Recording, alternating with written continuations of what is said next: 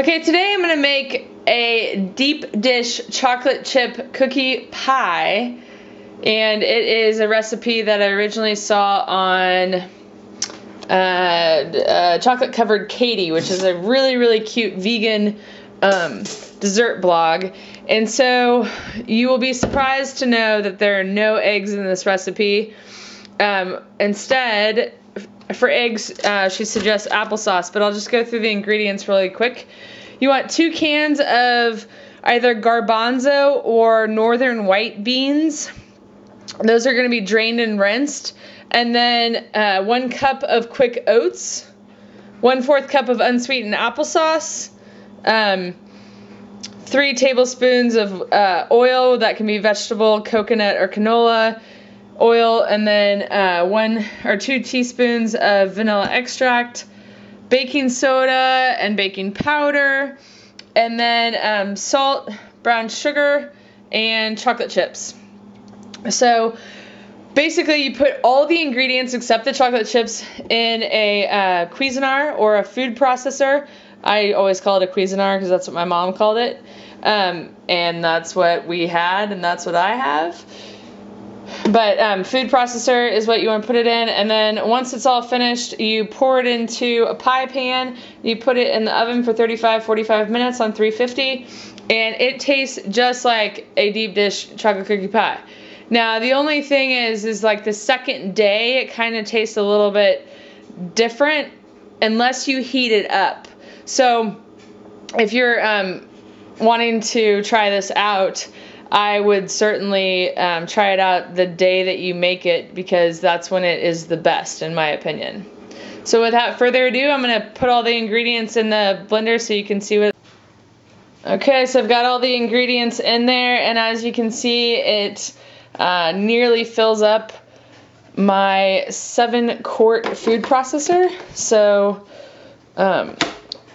it's something to think about if you don't have a food processor yet. This one works great. And then you just let them all mix together, and before you pour it into the pan, you just want to add your chocolate chips. And there's a cup of chocolate chips.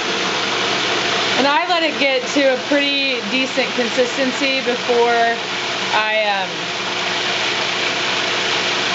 add the chocolate chips and finish it off.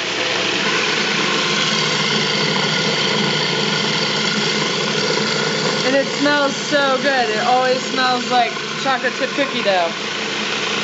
You just wouldn't think it would because there's no egg, and I don't know why, but for me, there's no flour. I mean, the flour are the oats, but not like your Nestle Toll House recipe that you would think of.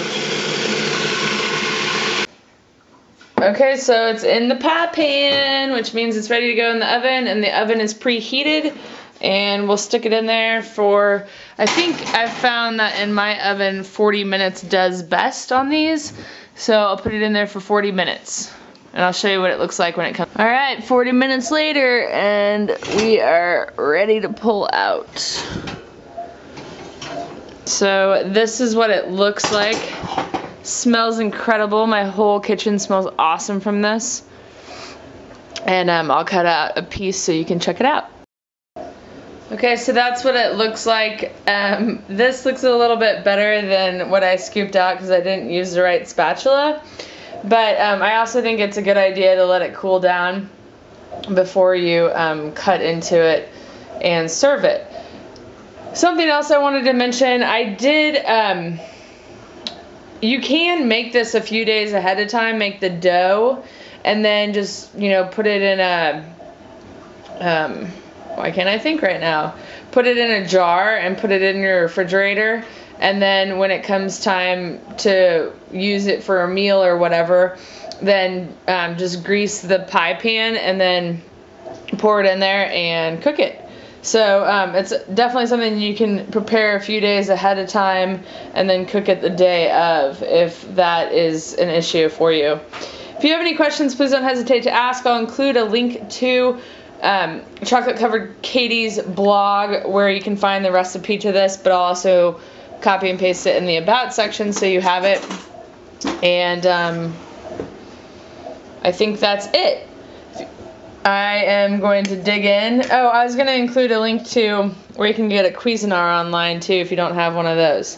Thanks so much for watching, and we'll see you next time. Chickie, don't put your paws on there. You can burn yourself.